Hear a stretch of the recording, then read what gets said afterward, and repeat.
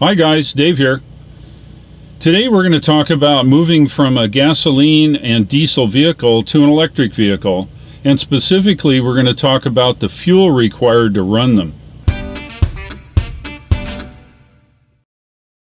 So the first thing you're going to ask is, oh man, I really love my gas and diesel vehicle, but I really want to look into an electric vehicle. Well, that's good.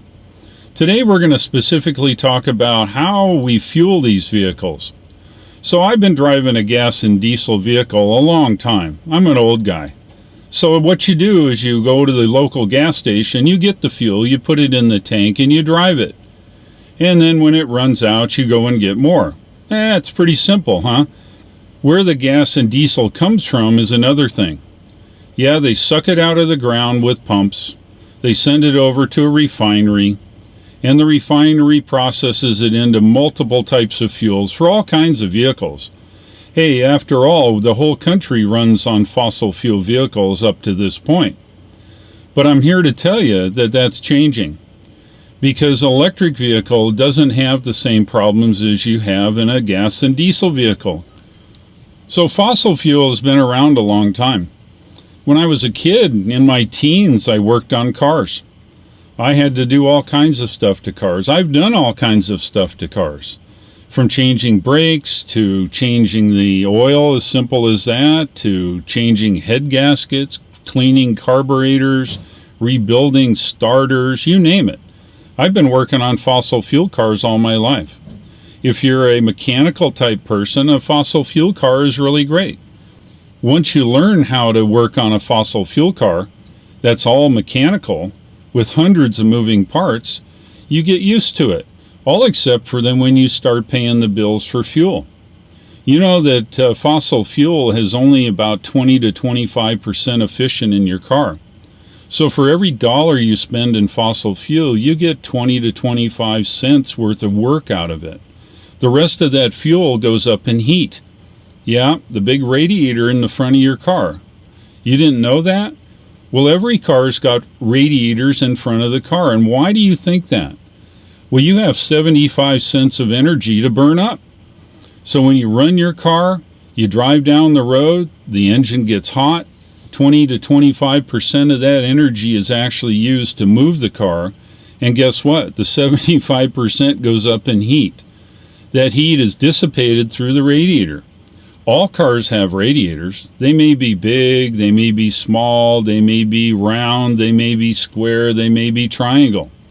But anytime you look at them, they all have radiators. And why? You've got to keep the vehicle cool. The engine gets extremely hot when burning fossil fuel. That's the byproduct. So you put in $1, you get 20 to 25 cents worth of work out of it. That's the actual movement of the car to move you down the road. It's very expensive to run a fossil fuel car. Heck, you probably had to have the radiator serviced along the way of owning a car. The people with fossil fuel cars are used to all the maintenance. Oil changes, transmission fluid changes, radiator servicing.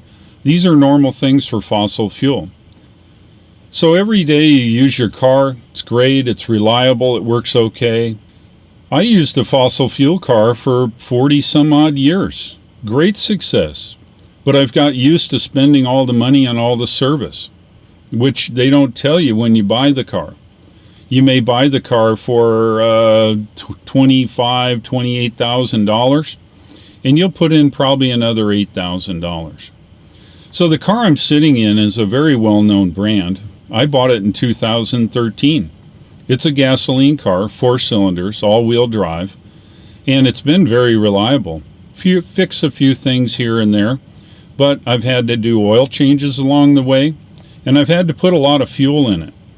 So I spent just a little over $27,000 for this car brand new.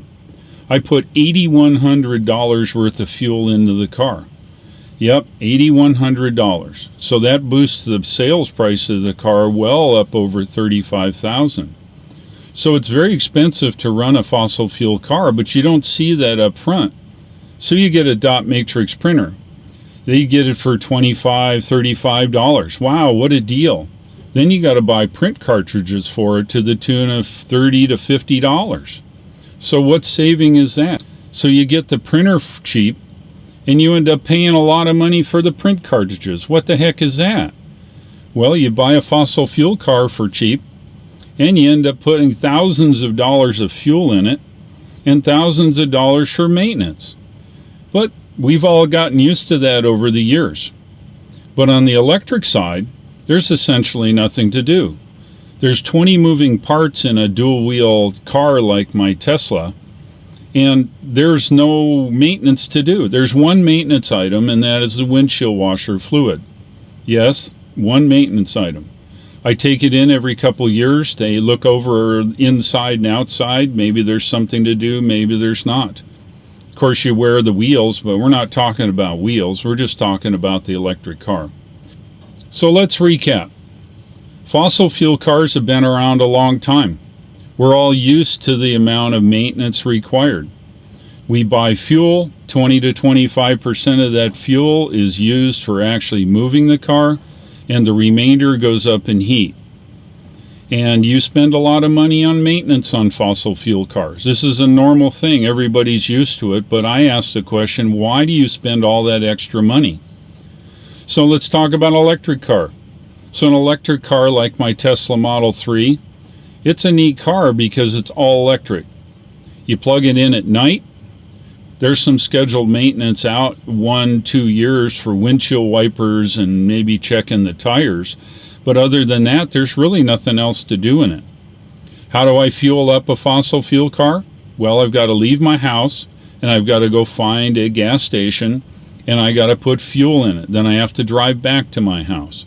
The way I fuel up my electric car, I come home at night, I plug it into the outlet that's already at my house, and it charges. And you say, oh, well, it's expensive. No, it's not. I pay 9.339 cents a kilowatt hour. If I come in and I add, say, 200 miles of range, that's just a little under 50 kilowatt hours of charge. And that equals less than $4. So come on, it's not very expensive to run an electric car, and you don't have to go anywhere. You plug it in just like your cell phone. So take a look at it, and don't take my word for it. Go to a Tesla dealer and drive one. Go over to another electric car manufacturers and drive theirs. You'll be amazed at the performance. So thank you for watching. Click the subscribe button if you'd like to see more going forward.